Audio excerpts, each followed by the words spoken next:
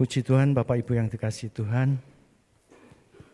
Sebelum Tuhan Yesus disalibkan untuk mati di atas kayu salib dan menebus dosa kita semua, dan bangkit dan naik ke surga, dia pernah berpesan, dia pernah bersabda, "Aku akan meminta kepada Bapa dan dia akan memberikan kepadamu seorang penolong yang lain, supaya ia menyertai kamu selama-lamanya, yaitu Roh kebenaran.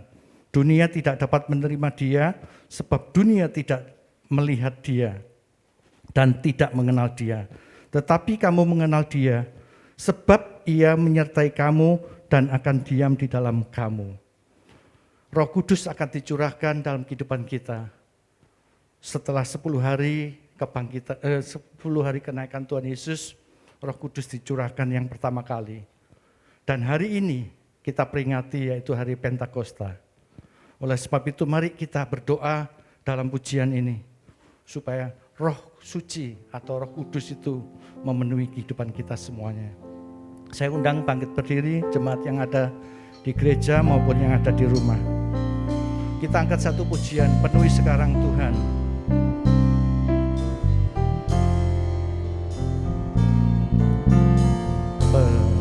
Penuhi sekarang Tuhan, penuhilah hidupku. Hatiku bagai tanah gersang, merindukan zaman Roh Suci. Hidupku bagai bejana, bawa ke sungai-Mu Tuhan. Ingin ku renggu kesejukan air hidup-Mu Tuhan.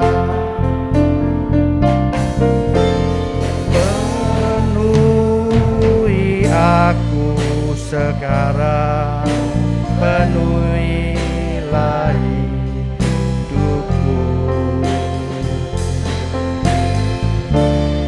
Hanya Engkau yang ku rindu, jamalah hidupku Tuhan. Penuhi sekarang Tuhan, penuhilah hidupku.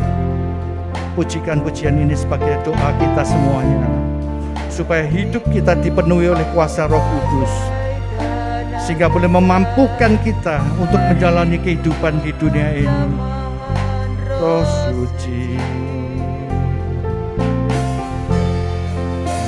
hidupku bagai bejana, bawa ke sungai-Mu Tuhan. Ingin ku renggu kesejukan air hidup-Mu Tuhan.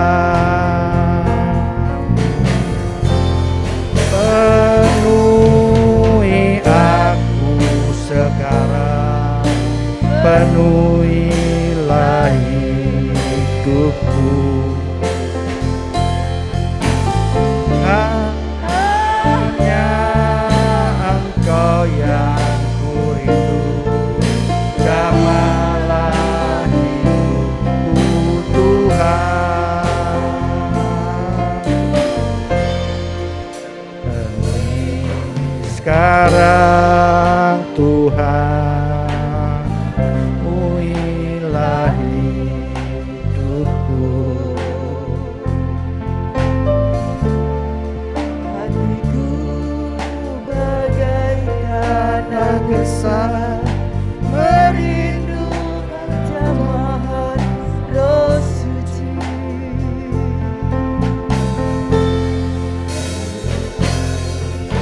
Bagai bejana ku bawa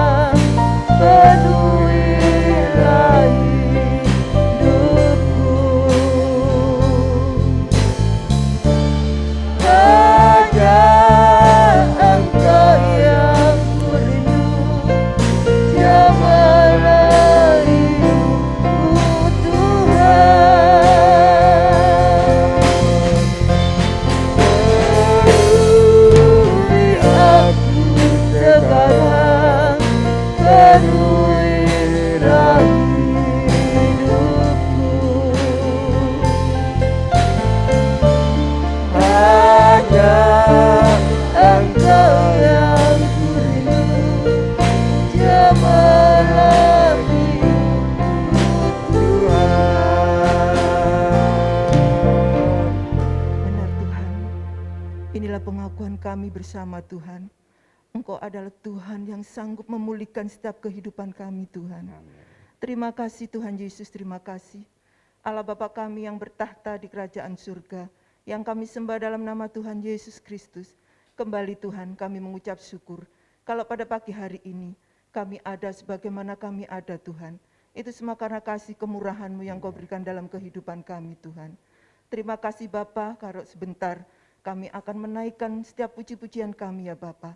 Biarlah puji-pujian kami boleh berkenan di hadapan Engkau, boleh menjadi dupa yang harum di hadapan Engkau Tuhan. Kami serahkan ibadah ini Tuhan, dari awal pertengahan hingga akhirnya, biarlah Roh Kudus-Mu tercurah atas kami, baik kami sidang jemaat-Mu yang ada di gereja, maupun sidang jemaat-Mu yang mengikuti ibadah secara online di rumah. Kiranya Engkau urapi mereka semua, sehingga kami boleh menyukakan hati Tuhan, menyenangkan hati Tuhan.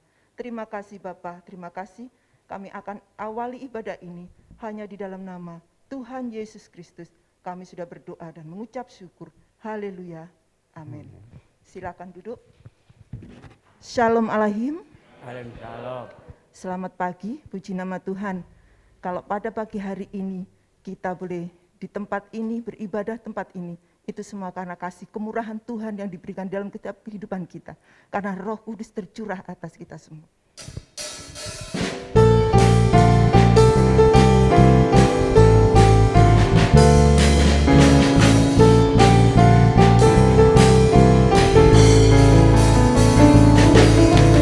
Roh Kudus tercurah di tempat ini, urapannya yang ajaib memulihkan umatnya. Roh Kudus tercurah bagi gerejanya, membangkitkan umat pilihannya. Hari inilah harinya Tuhan, saat pembebasan tiba. Belenggu dosa telah dipatahkan, hari bersorak bagi Dia. Anggur baru tercurah, penuhi umatnya dengan sukacita. Minyak baru tercurah, urapi umatnya, nyata kuasanya. Roh Kudus tercurah di tempat ini, urapannya yang ajaib memulihkan umatnya. Roh Kudus tercurah bagi gerejanya, membangkitkan umat pilihannya. Hari inilah harinya Tuhan, saat pembebasan tiba. Belenggu dosa telah dipatahkan, mari bersorak bagi Dia. Anggur baru tercurah, penuhi umatnya dengan sukacita. Minyak baru tercurah, urapi umatnya, nyata kuasanya. Anggur baru tercurah, penuhi umatnya dengan sukacita. Minyak baru tercurah, urapi umatnya, nyata kuasanya. Nyata kuasanya. Puji nama Tuhan, anggur baru telah dicurahkan buat kita semua. Biarlah api Pentakosta ini boleh menyala-menyala di hati kita selamanya.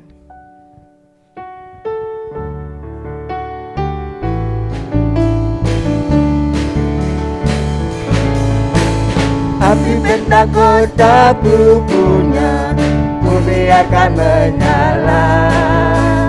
Api Pentakosta punya, ku biarkan menyala, menyala, menyala selamanya. Api Pentakosta, Api Pentakosta punya, ku biarkan menyala.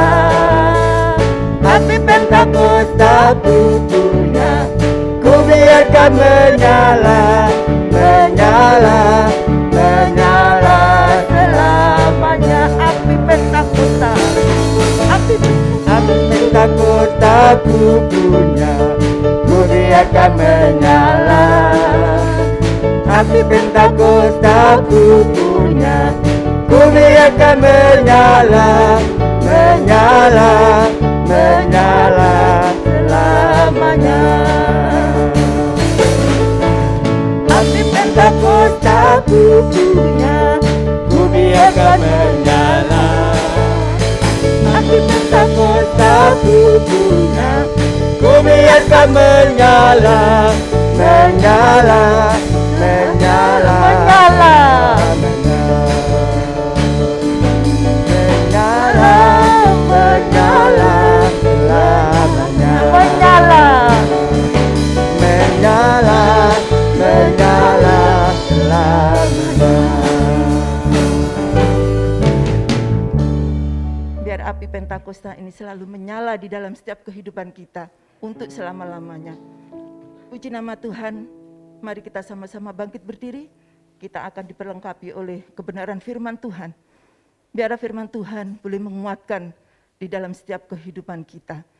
Biar Tuhan selalu memegang erat tangan kita untuk dibawa ke jalan yang kebenaran dan tidak tersesat. Haleluya Yesus.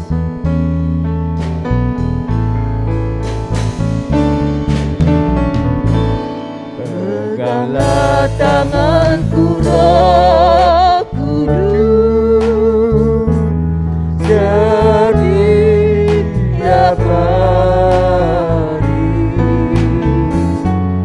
ku tak dapat jalan sendiri tanpa Roh. Bawalah diriku kepada segala kebenaran, agar ku tidak tersesat mengikuti jalan-Mu. Kudus, kudus Tuhan, kudus nama-Mu. Ku beri syukur dalam simfoni indah. Ajat, ajat Tuhan, ajat nama-Mu. Nama yang beri menang, Yesus namanya. Peganglah tanganku Roh Kudus, setiap hari ku tak dapat jalan sendiri tanpa Roh. Amin Yesus. Bawalah diriku kepada segala kebenaran, agar ku tidak tersesat, mengikuti jalanmu. Kudus, kudus, Tuhan, kudus namamu.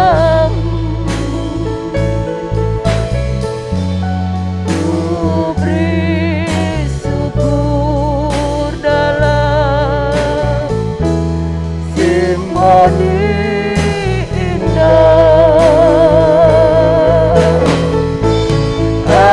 Ajaib, ajaib Tuhan, ajaib namamu. Nama yang dimana Yesus namanya.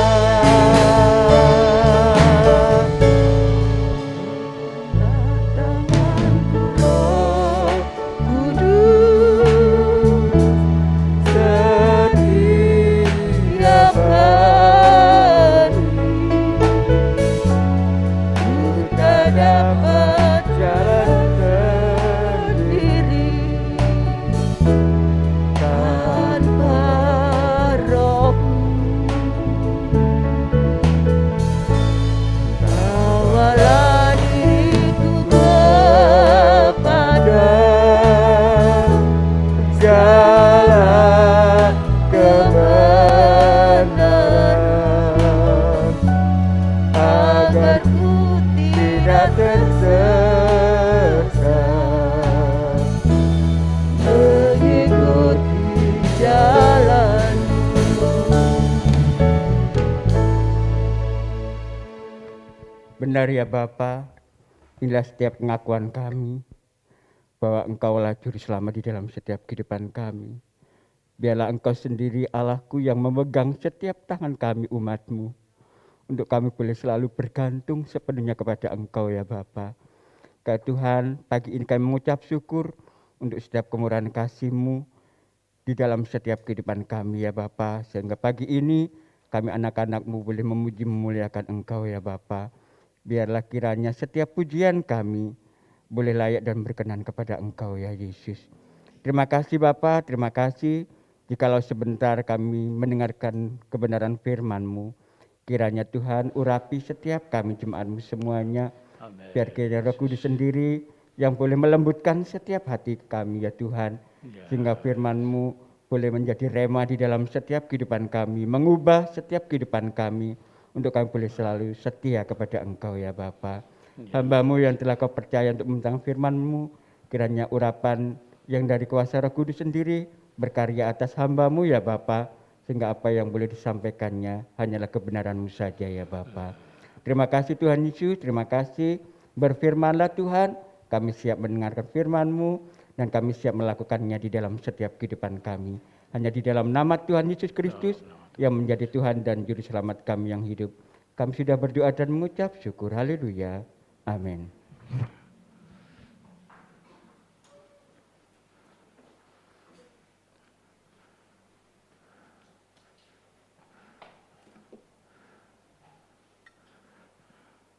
Selamat pagi Bapak Ibu sekalian. Selamat berbakti dalam nama Tuhan Yesus.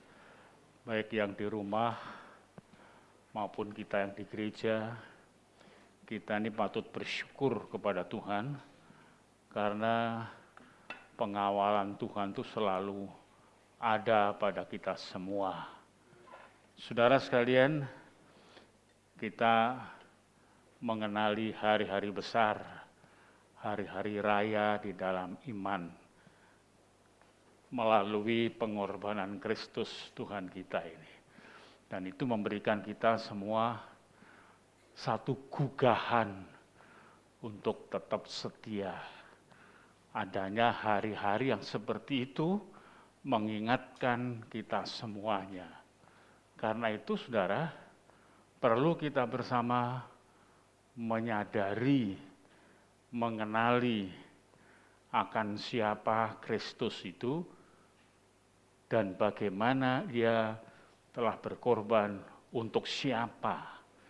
Masing-masing kita itu harus menyadari diri sendiri. Kita tuh tidak punya kekuatan dan kemampuan, tetapi hanya oleh karena korban Kristus yang kemudian menganugerahkan Roh Kudus-Nya kepada kita, kita menjadi punya satu kekuatan, kemampuan. Ya. Kita melihat pada hari ini, kita memperingati situasi tatkala terjadi hari Pentakosta yang telah dinubuatkan dalam Yoel 2 ayat yang ke-28 sampai seterusnya. Kita akan baca di dalam Kisah Para Rasul pasal yang kedua, Kisah Rasul pasal 2 ayat yang pertama sampai dengan 13. Cukup panjang. Saya kepingin saudara ingat peristiwa itu dan kemudian membayangkan kita ada di sana dan kita mendapatkan kekuatan bersama. Demikian firman Tuhan. Ketika tiba hari Pentakosta, semua orang percaya berkumpul di satu tempat.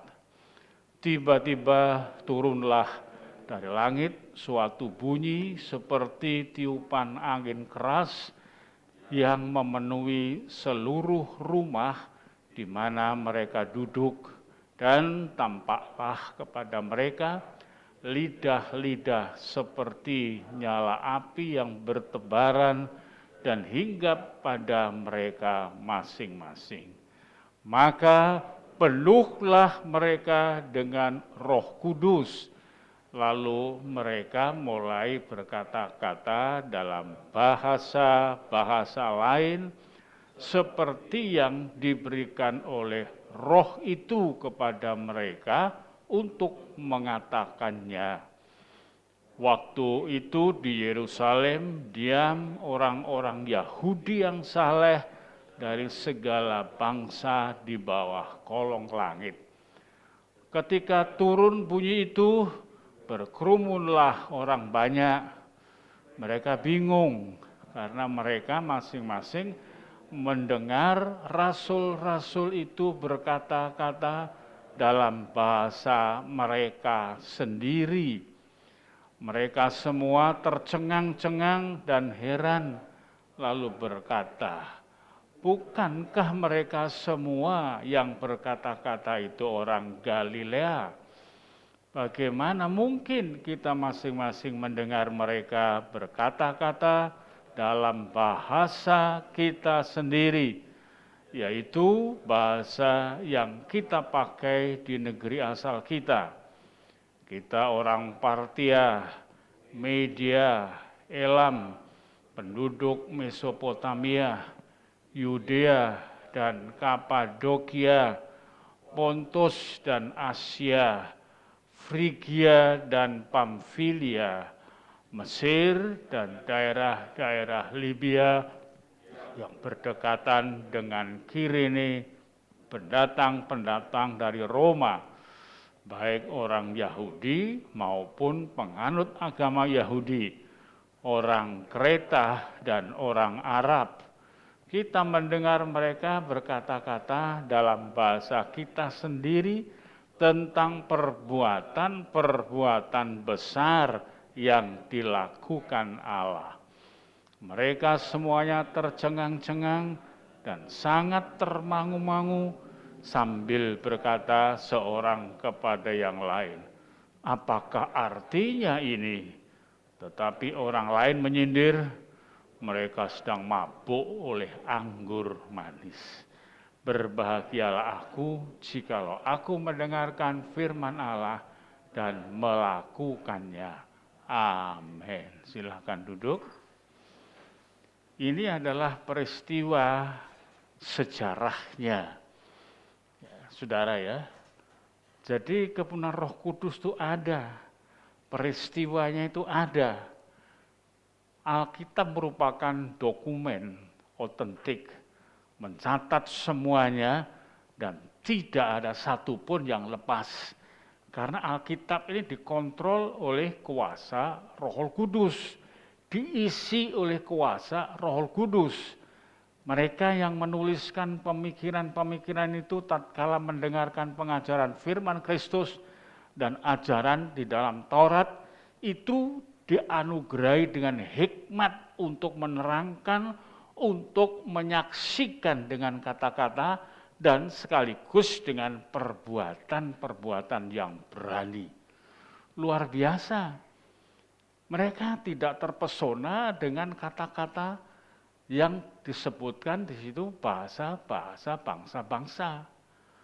Sekarang kita melihat bagaimana pesona yang begitu menggigit terhadap bahasa-bahasa Roh Kudus yang kadang-kala kita tidak tahu apa maknanya itu. Dan kadang-kadang kita melihat juga tidak didukung dengan perbuatan-perbuatannya, tidak didukung dengan apa yang dilakukan dalam kehidupan sehari-hari. Hanya untuk melampiaskan sesuatu emosi, walaupun ada yang betul-betul dengan bahasa rohnya. Saya waktu tidur, kemudian saya mendapatkan mimpi di dalam kepenuhan Roh Kudus. Tidak tahu saya sadar-sadar kuping saya ini dengar berglosolalia, berbahasa roh. Sampai saya bangun dan terus sujud di samping tempat tidur itu. Nah saudara, orang yang dipenuhkan Roh Kudus itu sukacitanya dalam roh, bukan dalam keadaan sukacita secara lahiriah. Orang sekarang kalau disuruh sukacita secara lahiriah, nomor wahid, nomor satu. Mereka ciptakan gerakan-gerakan ini, mereka bisa bersukacita dengan yel-yel yang diterbitkan, dan mereka bersukacita dengan acara-acara.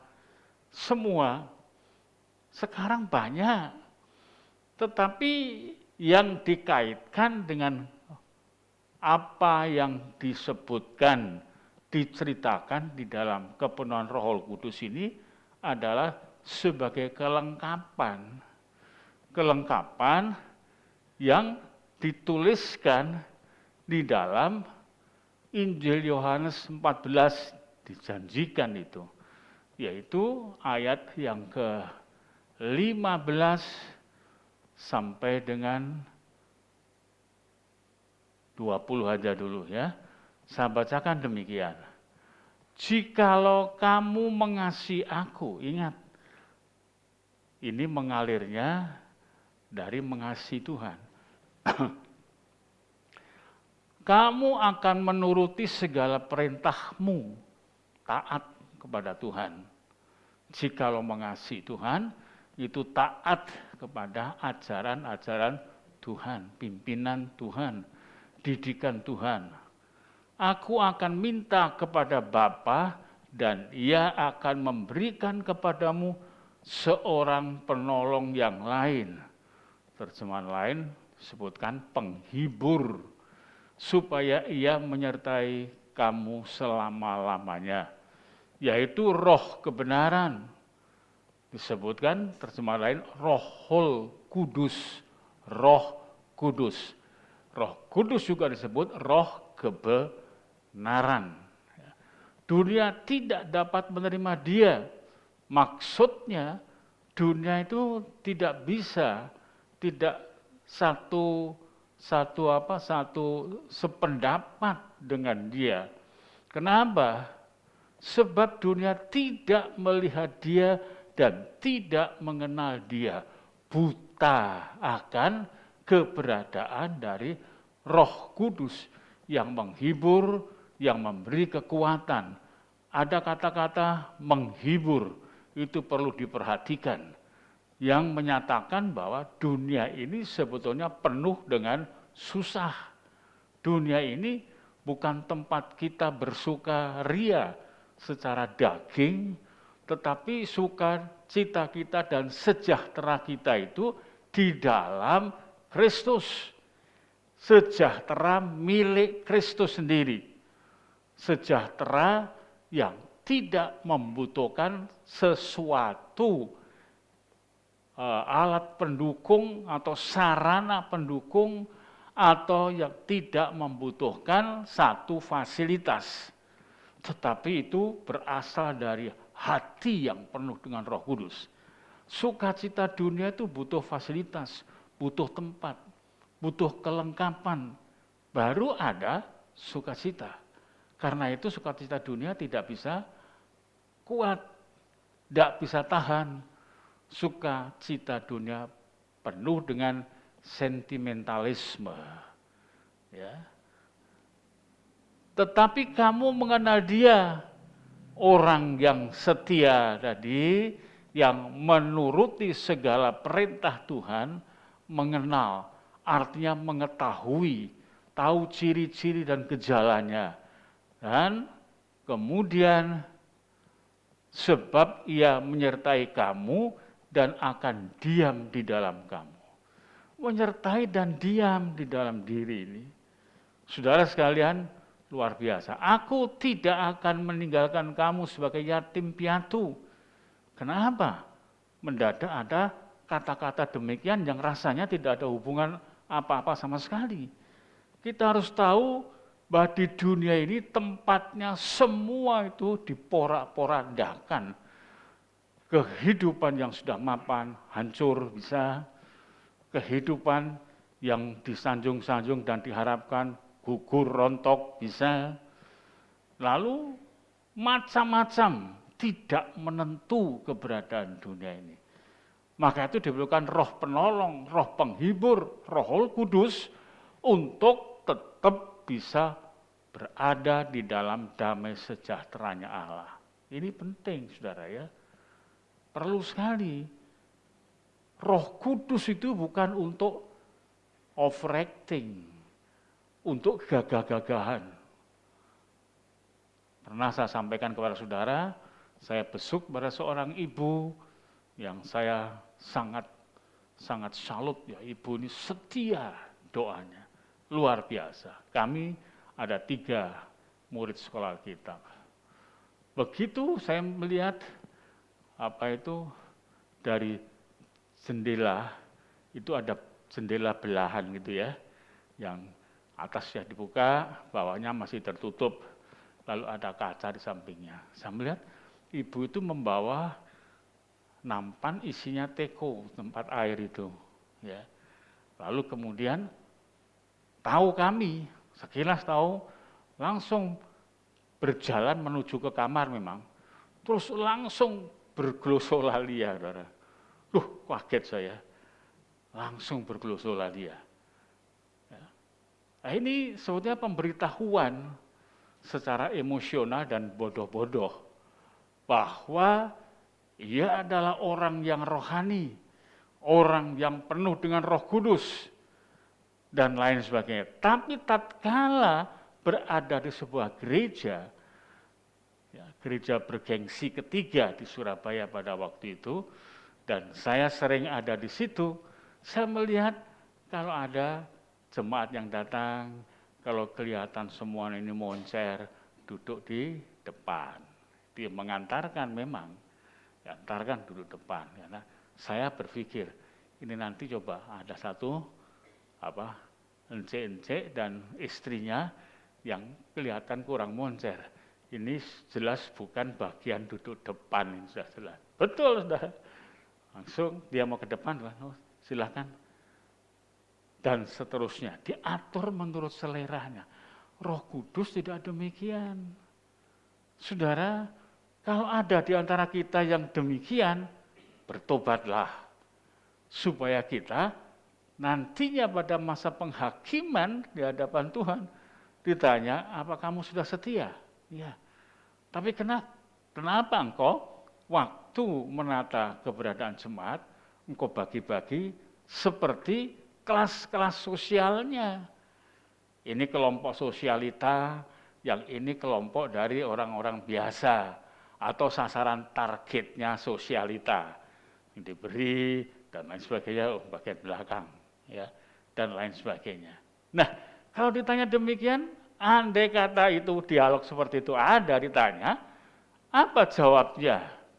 Bisa mau menjawab? Tentu keberadaan jawabannya itu adalah, ya itu menurut pendapat saya cocoknya ini, cocoknya itu, dan seterusnya, dan seterusnya. Kalau begitu bagaimana pendapat ajaran Tuhan di dalam dirinya? Saudara, bisa masuk surga tidak? Ayo berani jawab. Bisa masuk surga tidak? Tidak. Periksa diri kita ini masing-masing sekarang ini. Roh Kudus itu adalah roh yang kudus, suci. Firman yang kudus, yang memberikan penghiburan karena dunia ini susah. Nah, kita melihat di situ disebutkan tidak meninggalkan kamu sebagai yatim piatu tanpa penolong sama sekali.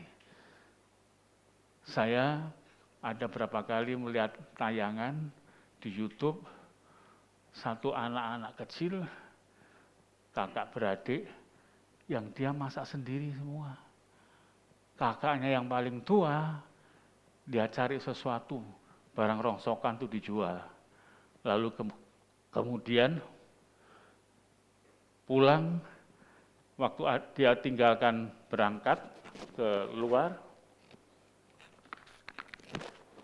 adiknya tuh dikunci di dalam rumah. Kunci. Adiknya main-main sendiri di dalam. Setelah pulang, dia buka pintunya itu. Disambut adiknya begitu rupa. Lalu mulai masak. Masakan yang sudah matang itu pertama kali yang mencicipi adiknya. Dua adiknya cicipi. Hati siapa yang tidak merasa hancur, saudara? Mungkinkah itu merupakan satu tayangan yang direkayasa, tapi itu sebuah contoh adanya bukti yang seperti itu. Yatim piatu. Yatim piatu itu tidak enak, tidak ada pembela. Raja Daud mengatakan, Tuhan, jangan engkau mengambil rohmu daripadaku. Aku tidak mempunyai kekuatan tanpa engkau. Aku tidak mempunyai pembela tanpa engkau. Dan banyak deretan dari kata-kata yang disampaikan itu. Saya berpikir di dalam kehidupan yang membutuhkan pendamping yang gigih, yang kokoh. Supaya kita itu tetap berada di dalam kondisi hati itu terjaga. Kalau hati itu terhibur, konsep berpikir pun juga normal, saudara.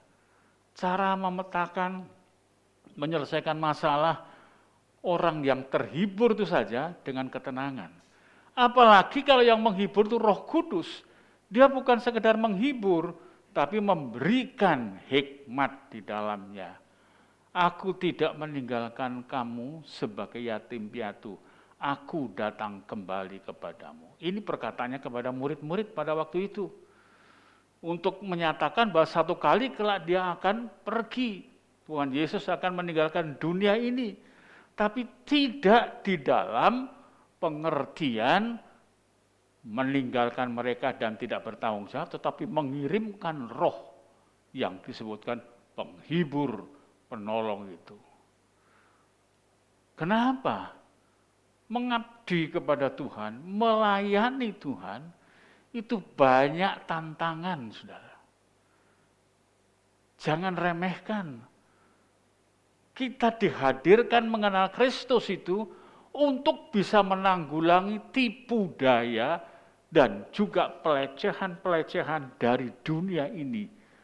Yang budayanya itu berasal dari manusia, yang kemudian ada hal yang negatifnya itu karena pengaruh dari kuasa kegelapan. Kita ini hidup di era postmodern. Kalau saya bicara postmodernisme, itu hanya berkenaan dengan konsep berpikir. Tapi kalau postmodernitas itulah yang wajib kita perhatikan bersama. Ini pengembangan satu budaya yang tidak dapat dibendung. Saudara perhatikan, kalau dulu pakaian sederhana saja cukup, ya. Sekarang ditambahi dengan motif-motif. Kalau motif-motifnya saja itu cukup. Tapi kemudian ditambahkan dengan modenya. Kalau mode yang diambil dari Alkitab cukup. Tapi mode kita itu banyak, alanya banyak. Ala Prancis, ala India. Kalau ala India itu untuk wanita-wanita masih bagus ya. Kalau ala Prancis, kemudian ala Eropa, itu bagi wanita sudah dikuasai dengan situasinya. Kalau situasinya musim dingin, bagus. Tapi kalau musim panas, jangan tanya, saudara. Mereka pakai pakaian-pakaian yang transparan, pakaian yang begitu rupa, dan sebagainya. Itu disahkan karena postmodernitas. Tidak bisa dibendung budaya ini. Sebab budaya ini adalah membangun logika duniawi. Bukan logika iman. Tapi iman logika. Beda loh saudara ya. Logika iman itu iman punya logika. Logikanya itu berdasarkan Alkitab, berdasarkan pimpinan Roh Kudus. Orang punya iman, punya logika. Kalau aku ke gereja, pakai pakaian seperti ini stylenya, pakai celana, tapi robek-robek itu, tidak cocok. Siapa yang bicara tidak cocok? Di dalam yang bicara tidak cocok. Siapa itu? Roh Kudus. Karena orang yang punya iman dan sungguh-sungguh dipertanggungjawabkan, mesti ada Roh Kudusnya yang mendidik, sebab menyertai selama-lamanya. Tidak ada kata-kata penghujat, tidak ada rancangan-rancangan jahat. Lalu bagaimana tentang pengelolaan hidup? Saudara, fragmentasi dari gaya hidup itu mengerikan sekarang ini. Saudara ya, hidup itu kan perlu dipertontonkan. Kita hidup bersama, ingin orang lain supaya melihat kita. Normal itu. Kita hidup ingin orang lain supaya menghargai kita. Normal itu. Kita hidup ini supaya orang bisa menempatkan kita sebagai relasinya, normal. Tapi kita melihat bagaimana caranya dia kemudian menarik lingkungannya, orang-orangnya itu kepada dirinya. Ini yang perlu diperhatikan. Kita harus mengerti dan harus mengenalinya. Coba kita perhatikan bersama di dalam kitab Yudas.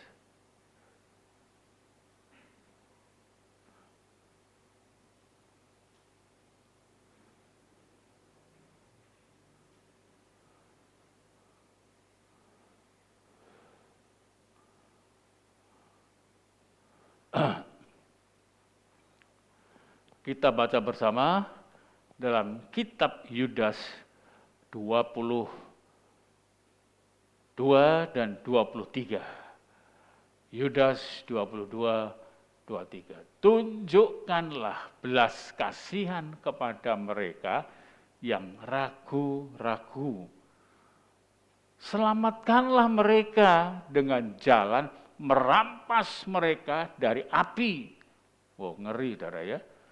Kondisinya di hadapan firman Tuhan itu ada di dalam api, bahaya yang luar biasa menghanguskan. Tetapi tunjukkanlah belas kasihan yang disertai ketakutan kepada orang-orang lain juga dan bencilah pakaian mereka yang dicemarkan oleh keinginan-keinginan dosa. Ini kalimat ini tajam, saudara.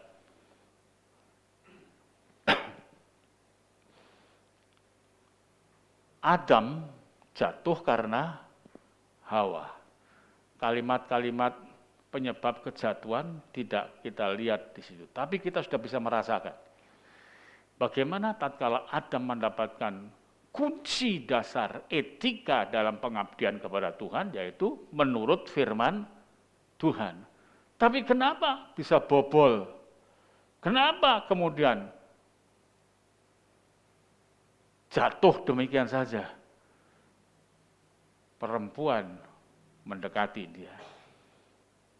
Tentu hal ini ada sebuah dialog dan Adam mencintai Hawa. Sekarang bujukannya inilah yang tidak bisa dibendung oleh kaum pria. Hati-hati saudara. Saudara pria-pria ini kalau pergi ke mall, di sana banyak macam-macam. Istrinya nunjuk itu loh, aku senang pakaian seperti itu. Ada pakaian, batas itu, ya, ada apa? Dalamnya itu kelihatan transparan, mulai dari dengkulnya sampai ke bawah, atau agak berani sedikit naik ke atas sedikit, ke bawah transparan. Itu betul-betul mengganggu imajinasinya orang. Saudara, ada lagi yang saya lihat di Facebook itu. Waduh, saudara, saya baca ada yang lari dari pernikahan karena setelah dilihat di paspornya istrinya itu umurnya 64 tahun. Tapi wajahnya baby face. Melayu, saudara. Penipuan-penipuan itu.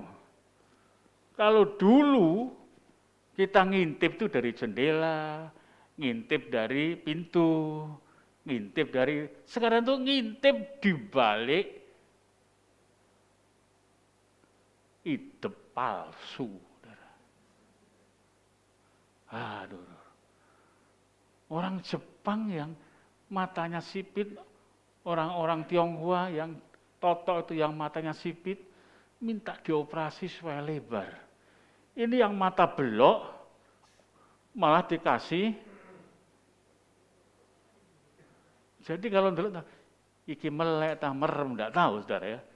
Saya katakan ngintip dari bulu mata. Produksi bulu mata ini menjadi idaman dari para wanita. Iya saudara, dulu tidak ada orang jual bulu mata itu jadi begitu kaya. Sekarang kaya, mau pengen apa dan lain sebagainya. Ini menerjang, itu adalah fragmentasi gaya hidup.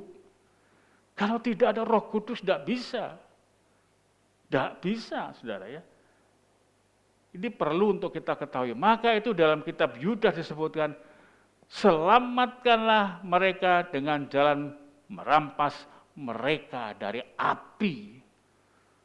Ini tepat sekali istilahnya, dirampas dari api. Hidupnya berkelojotan. Orang yang kena api itu berkelojotan. Dia berkelojotan hidupnya. Melihat ini, melihat itu, mode ini, mode itu, terus disandang. Maka butuh uang yang tebal. Anggaran yang mestinya itu Tuhan memberikan supaya mereka itu mendapatkan fasilitas yang baik, melakukan sesuatu yang baik, sesuai dengan perintah Tuhan. Kalau Tuhan memerintahkan untuk memberi kepada orang miskin, ternyata kita harus sadar, berkat-berkat yang ada pada kita, itu ada haknya orang miskin juga yang ditetapkan pada kita. Orang yang di dalam kekurangan ada. Tapi kadang-kadang ada juga yang gemar pelayan Tuhan, yang gemar memamerkan gembung dompetnya itu. Aduh, lalu sekarang juga berubah. Keberadaannya berubah. Orang tidak tahan untuk dibilang melarat, miskin, tidak mau. Orang dibilang, orang ini betul-betul orang yang patut dikasihani, tidak mau. Mereka itu mematutkan diri tidak seimbang dengan keberadaan ekonomi dan tidak seimbang dengan ajaran didikan firman.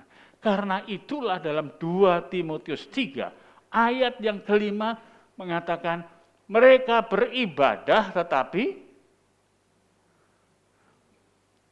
hakikatnya ibadah itu dipungkiri kekuatannya.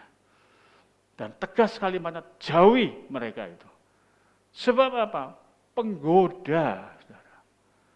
Penggoda. Kita lihat, ini adalah fragmentasi dalam gaya hidup. Sandiwara di dalam keberadaan hidup.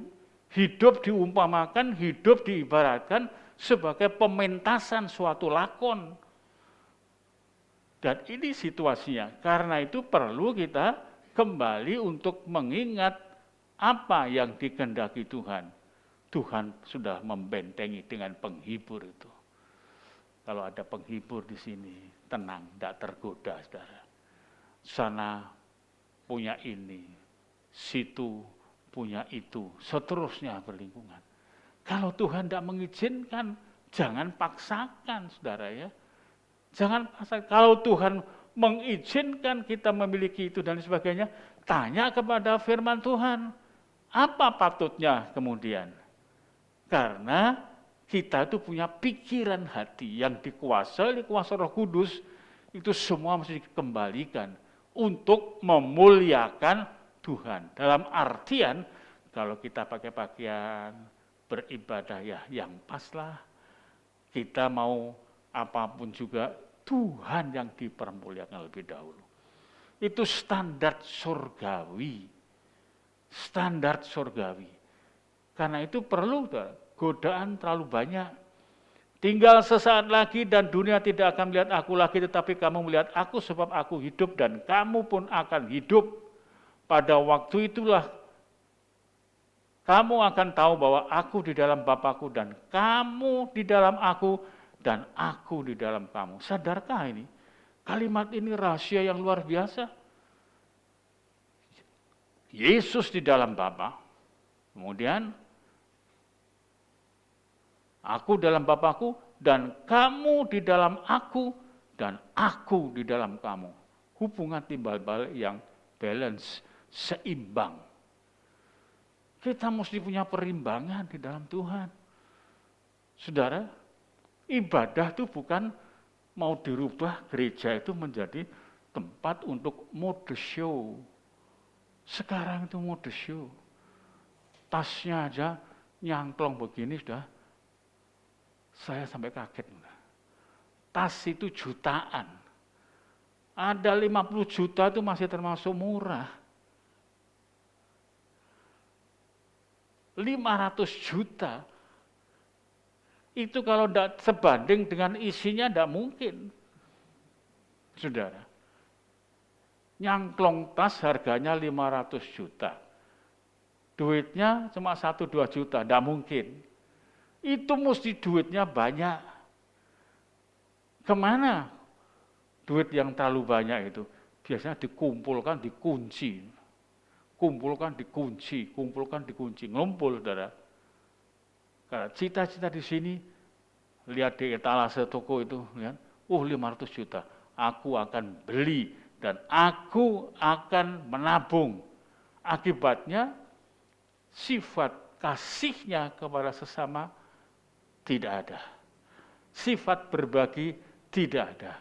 Kalau saudara semua tidak ada, hatinya itu betul-betul hati yang tidak ada kasih sama sekali. sifatnya hanya mengigal dan menyombongkan diri. Saudara tahu merak. Burung merak itu kalau tidak dilihat orang mimpes. Tapi kalau ada orang melihat, langsung digoyang-goyang itu, megar semuanya.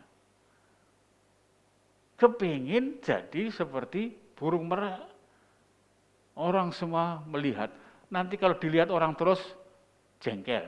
Loh, aneh loh saudara. Aku pengen pakai bulu mata seperti itu. Kedap gini ya. Setelah orang tuh ngelihat, ini kok ada yang aneh. Ini mata keranjang.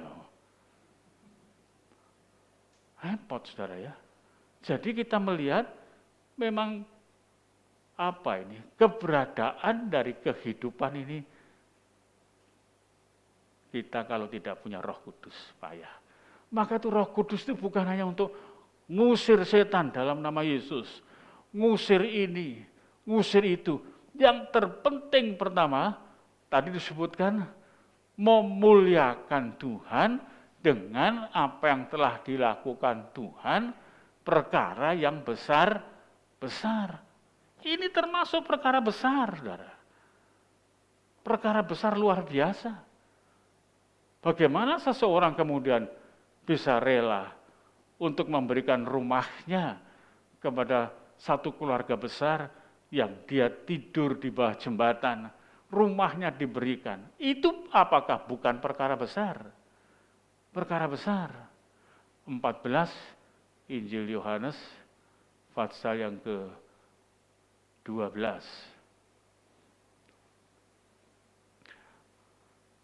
14:12. Jangan dibalik. Aku berkata kepadamu, sesungguhnya barang siapa percaya kepadaku, percaya, ia akan melakukan juga. Melakukan yang dilakukan Tuhan itu. Pekerjaan-pekerjaan yang aku lakukan, bahkan pekerjaan-pekerjaan yang lebih besar daripada itu, sebab aku pergi kepada Bapa. Ada apa misinya pergi kepada Bapa? Ada misinya memberi tempat, ada misinya menurunkan Roh penolong, Roh Kudus, melakukan perkara-perkara besar. Bukan kita mengadakan show, tapi hidup inilah. Ini yang sering ditinggalkan, saudara. Karena itu perlu kita semua tahu apa gunanya Roh Kudus. Tunjukkanlah Roh Kudus ada dalam kita melalui perbuatan kita. Amin. Ini yang penting. Ya. Kurang 3 menit masih. Ya saudara. Roh Kudus itu ada apa tidak? Perlu tidak kita dengan Roh Kudus? Perlu. Kenapa? Roh Kudus memberikan kekuatan, keberanian. Hananya Misael Asaria berani. Tatkala mereka dituntut untuk menyembah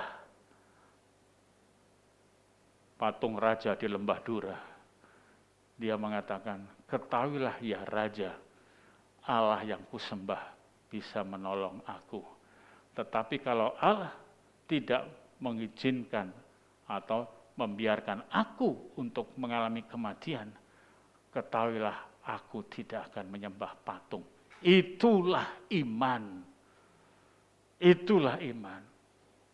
Dan itulah merupakan logika iman. Bukan iman logika.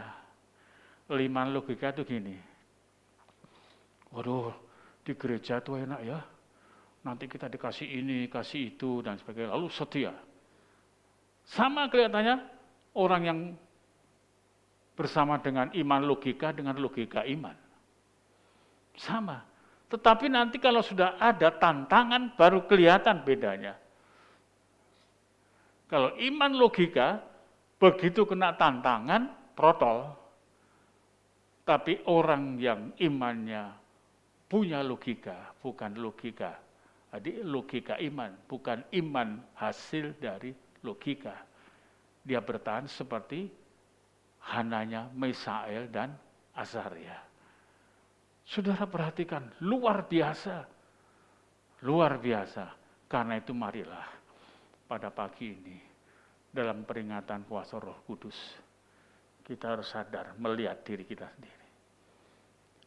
Bukan glosolalia yang harus kita cari.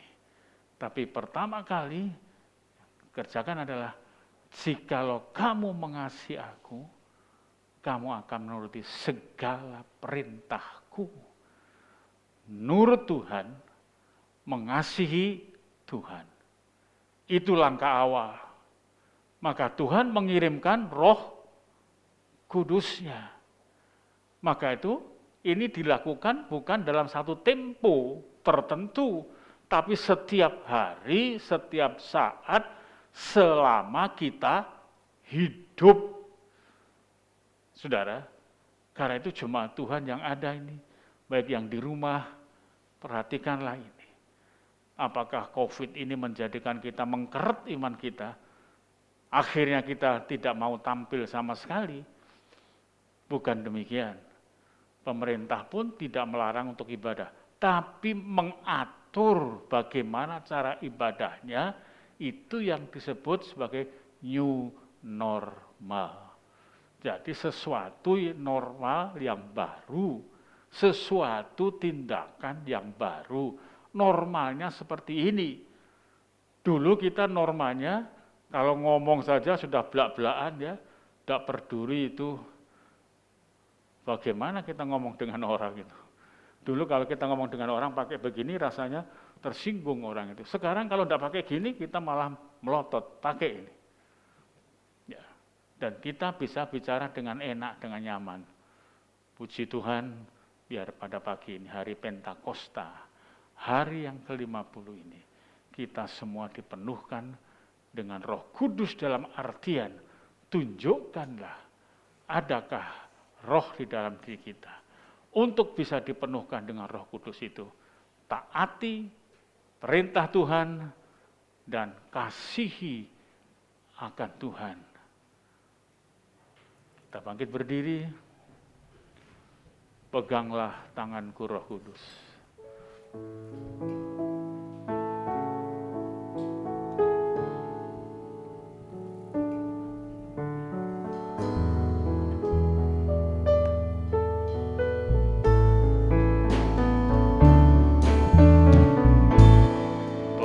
Peganglah tanganku Roh Kudus,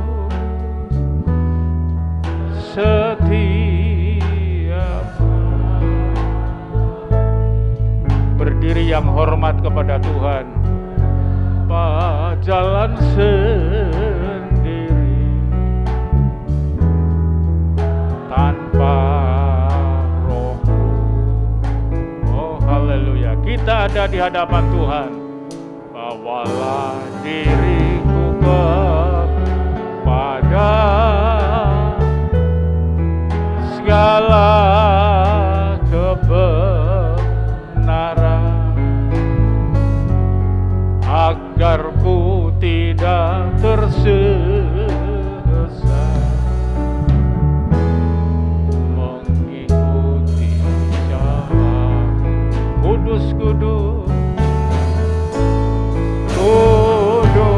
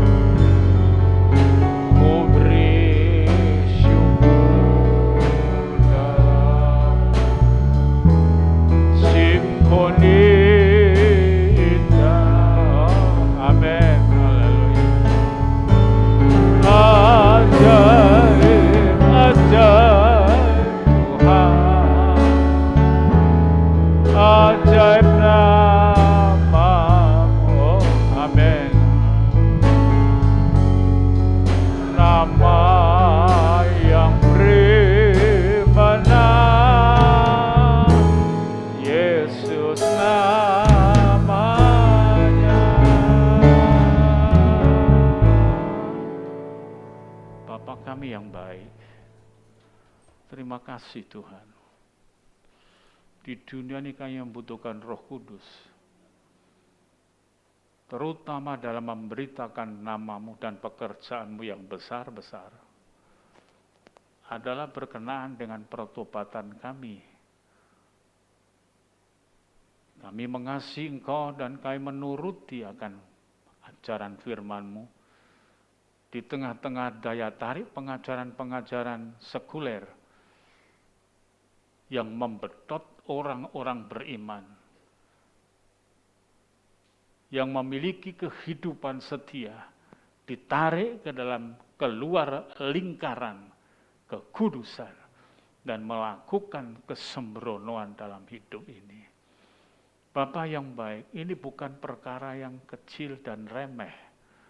Kami tak bisa untuk menanggulangi dengan kekuatan sendiri. Karena kami melihat bagaimana keberadaan dari kehidupan ini saling isi-mengisi tanpa melihat batas-batas yang diizinkan dan dikehendaki Tuhan. Karena itu Yudas menyatakan, jauhilah mereka, karena sangat provokatif. Kami adalah manusia yang mengerti seni, kami adalah manusia yang mengerti keindahan, kami adalah manusia yang mempunyai rasa iri dan ingin supaya kami diperhatikan dan lain sebagainya. Tetapi kami sering tidak tahu batas-batas mana yang dikehendaki dan diizinkan Tuhan. Ampunilah kami Tuhan. Terlebih kami hamba-hamba-Mu, mulai dari pendeta, gembala, sampai kepada jemaat Tuhan semua, ubahkan hanya dalam kuat kuasa-Mu saja. Supaya kami menjadi contoh dan kami bisa melepaskan saudara-saudara kami, kekasih-kekasih kami dari api yang membakar mereka. Supaya mereka kemudian dapat terlepas. Terima kasih Tuhan. Pemerintah kami Republik Indonesia, demikian juga para pejabat di pusat sampai di daerah. Biar gaya hidup mereka menunjukkan gaya hidup yang bertanggung jawab di hadapan Tuhan. Konsep berpikir mereka, konsep berpikir yang takut akan Tuhan. Sehingga seluruh perjalanan karirnya akan betul menjadi berkat bagi negeri dan bangsa ini. Dan biar kami semua di dalam perlindungan Tuhan, negeri kami dalam kelepasan. Terima kasih Tuhan. Berkati kiranya domba-domba-Mu yang belum dipenuhkan dengan Roh Kudus, ya Roh Kudus, turunlah kepada mereka, pimpinlah mereka, supaya mereka benar-benar di dalam kehidupannya dipenuhkan dengan pimpinan Roh Tuhan. Terima kasih Tuhan. Kita angkat tangan. Segala puji, hormat, syukur, tunaikan kepadamu, Allah Bapa, Allah Putra, Allah Roh Kudus.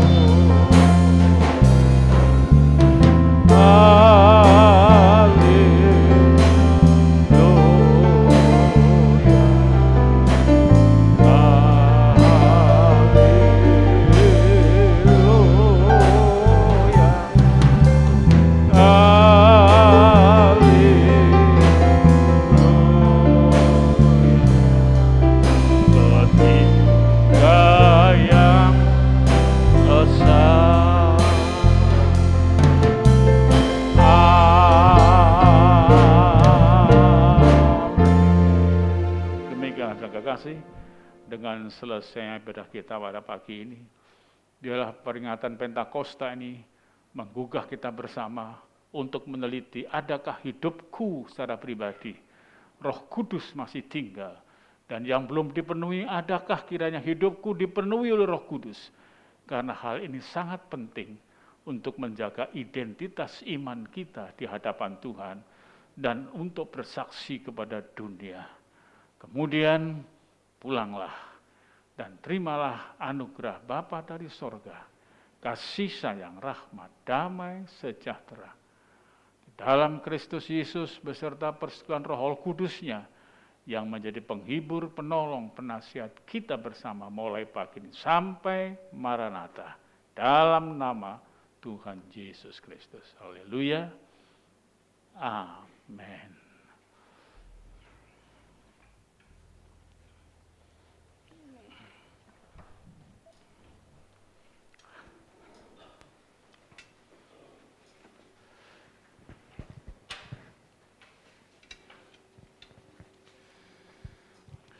Puji Tuhan, ibadah telah selesai. Saya akan menyampaikan pengumuman gereja. Tiap Senin sampai Sabtu jam 6:30 pagi ada doa pagi di gereja. Kemudian Rabu jam 6:30 malam ibadah doa malam secara online. Kemudian Sabtu jam 5 sore ibadah kaum muda remaja. Kemudian minggu depan ibadah Minggu seperti biasa 3 sesi, jam 6 pagi, jam 9 pagi, dan jam 5 sore. Kemudian untuk sekolah minggu masih dilakukan secara online tiap minggu jam 4 petang. Demikian pengumuman yang dapat saya sampaikan. Selamat pagi, selamat pulang, Tuhan Yesus memberkati.